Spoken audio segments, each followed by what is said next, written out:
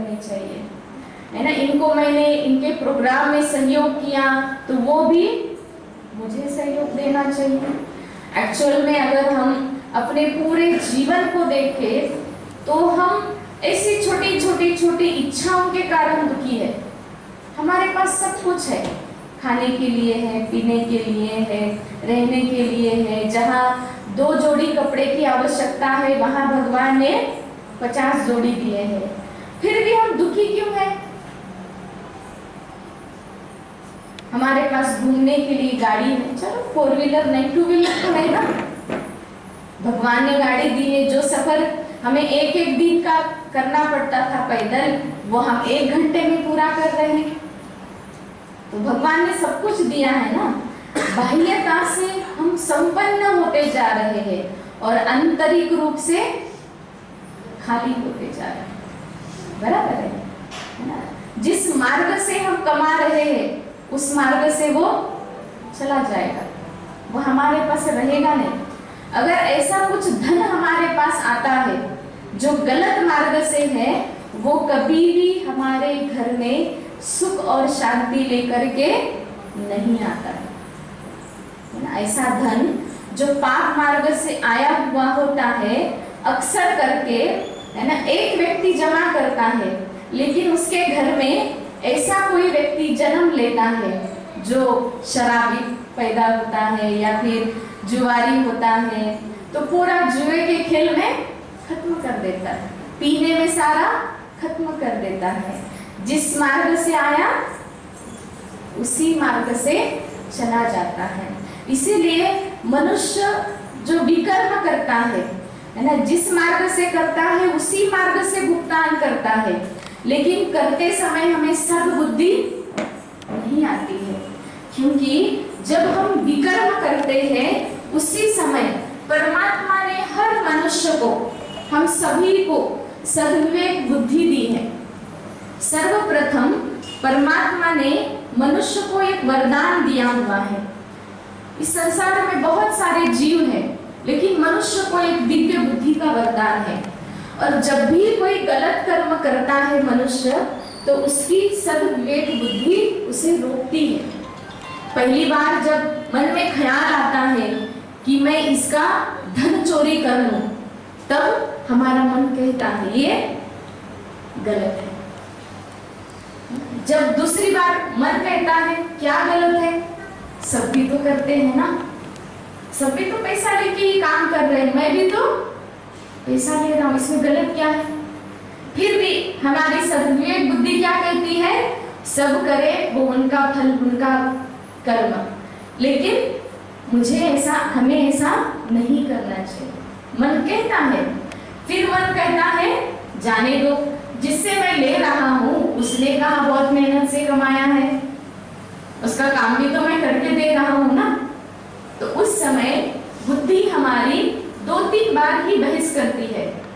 उसके बाद है ना, हम क्या करते हैं, सर्वप्रथम हम अपने सद्विवेक बुद्धि का खून कर देते हैं। तो मनुष्य की जीवन में अनजाने में भी बहुत सारे विकर्म होते हैं। जानबूझ के करते हैं वो अलग चीज है, लेकिन अनजाने में भी बहुत सारे विकर्म बनते हैं जिसके हम हकदार बन जाते हैं। फॉर एग्जाम्पल, हम कई मंदिरों में जब पूजा के लिए जाते हैं तो वहां पर बाहर देखेंगे तो बहुत सारे भिखारी बैठे हुए रहते हैं।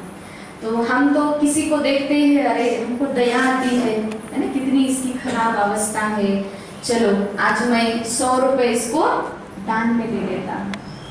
और वो व्यक्ति क्या करता है, वो 100 रुपए लेकर के मार्केट में जाता है और उसकी किसी एक के साथ दुश्मनी होती है, और उस 100 रुपए से वो क्या खरीदता है, चाकू खरीदता है। और चाकू खरीद के क्या करता है, वो जिस व्यक्ति के साथ उसकी दुश्मनी है उसका वो खून कर देता है। तो उसने जो खून किया, उसने जो विकर्म किया, उसमें भागीदार कौन हुआ, जिसने 100 रुपए का दान दिया। इसलिए जानबूझकर करने वाले विकर्म अलग है, लेकिन कलयुग में अनजाने में भी बहुत सारे हम विकर्म कर लेते हैं। अब उस केस में जो भी सामने वाले का नुकसान हुआ हो, वो सारे विकर्म में ये दान देने वाले का भी हिस्सा बन जाता है। नहीं चाहता है लेकिन फल सब चाहते हैं। छांव सबको चाहिए, ऑक्सीजन सबको चाहिए, फल भी सबको चाहिए, लेकिन पेड़ नहीं लगाना चाहते हैं। क्या बिना पेड़ लगाए हमें छांव मिल सकती है? क्या बिना पेड़ लगाए हमें फल प्राप्त हो सकता है? नहीं हो सकता है। उसी प्रकार से हमें अपने जीवन काल में सत्कर्मों के बीज बोने हैं, और जितने हम सत्कर्मों के बीज बोते जाएंगे उसका अच्छा फल हमें प्राप्त होगा। अगर हमारे कर्म रूपी बीज अगर अच्छे नहीं हैं तो फिर हमें फल भी अच्छा प्राप्त नहीं हो सकता है। छल वाले कर्म नहीं करना है, ऐसे कर्म करना है जो दूसरों को भी सुख मिले। लेकिन कलियुगी मनुष्य बड़ा चतुर है, न ये सोचता है कर्म करते समय मुझे कौन देख रहा है, लेकिन ऊपर वाला तो देख रहा है ना। क्योंकि मैं आपको कोई पनिशमेंट नहीं दे सकती। समझो आपने मेरे साथ कोई है ना गलत व्यवहार किया, तो पनिशमेंट देने वाला कौन बैठा है? ऊपर बैठा, उसके पास सब हिसाब किताब है। लेकिन यह चतुराई करता है मनुष्य। एक बार क्या हुआ, दो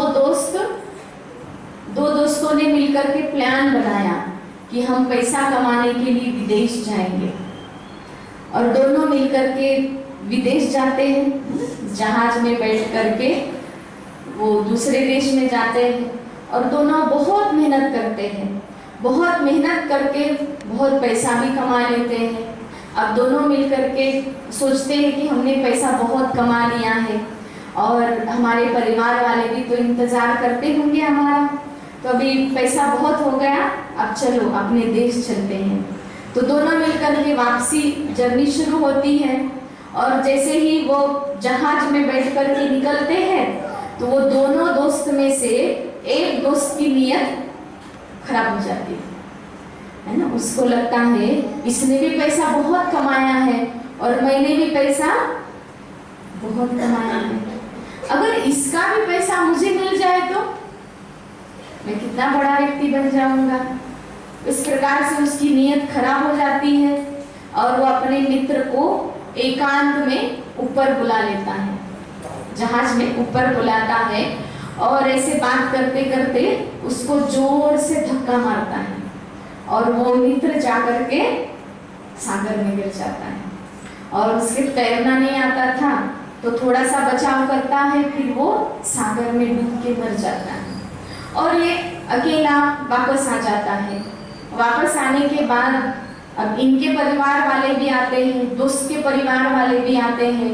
तो आने के बाद फिर पूछते हैं दोस्त के परिवार वाले, भाई आप तो दोनों गए थे ना कमाने के लिए, तो हमारा बंदा किधर है? तो वो कहता है कि हम दोनों वहां गए, लेकिन हुआ ऐसे कि मैंने बहुत धन कमाया, मेरी कमाई अच्छी हुई, लेकिन आपके बेटे ने उतनी कमाई नहीं की।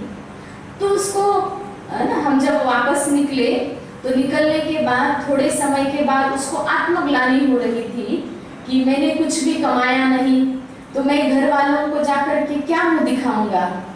इसलिए उसने क्या किया, मैंने उसको बहुत समझाया, लेकिन वो कूद करके सागर में कूद के मर गया। तो परिवार वाले तो उसको स्वीकार करते हैं, दुखी तो होते हैं लेकिन स्वीकार करते हैं और चुप हो जाते हैं। फिर कई साल के बाद ये जो दोस्त था ना, उसकी शादी हो जाती है। फिर शादी होने के बाद उसके घर में एक बेटा जन्म लेता है, और जन्म लेने के बाद जैसे हम हिंदू संस्कृति में नामकरण करते हैं ना, तो हम बुलाते हैं महाराज को, बुला करके उसका सब कुछ दिखाते हैं, जन्म पत्री वगैरह। तो वो महाराज बोलते हैं कि ये जो आपका बेटा है ना, इसको आप बहुत रईस हो, बहुत आपके पास पैसा है, लेकिन इस बच्चे को ना आप अमीरों के जैसा नहीं पालो, गरीब के जैसा पालो। ये कुछ भी मांगता है तो हर चीज इसको नहीं दो, ये जो भी डिमांड करे इसको नहीं देना। गरीब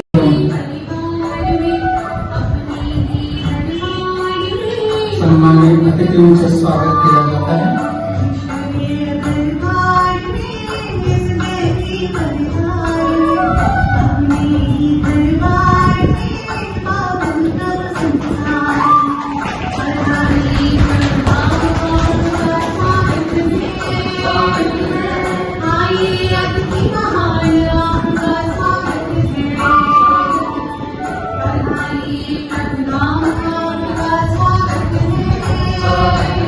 आणि यानंतर सन्मानित अतिथींचा नागरिक रक्षाबंधनाच्या पवित्र सूत्राने रक्षाबंधन बहिणीच्या पवित्र हस्तकमलाद्वारे पवित्र रक्षाबंधनासाठी सूत्र बांधले.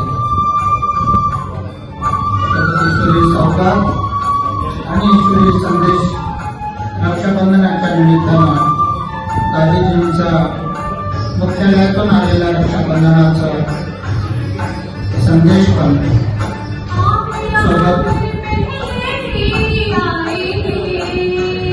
मिठाई आणि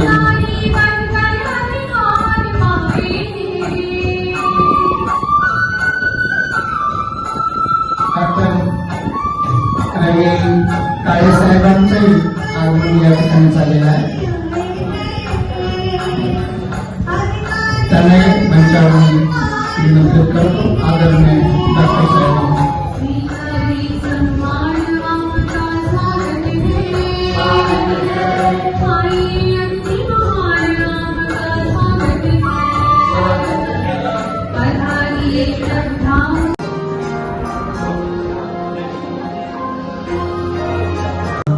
त्यांनी आपापले स्थान ग्रहण करावे.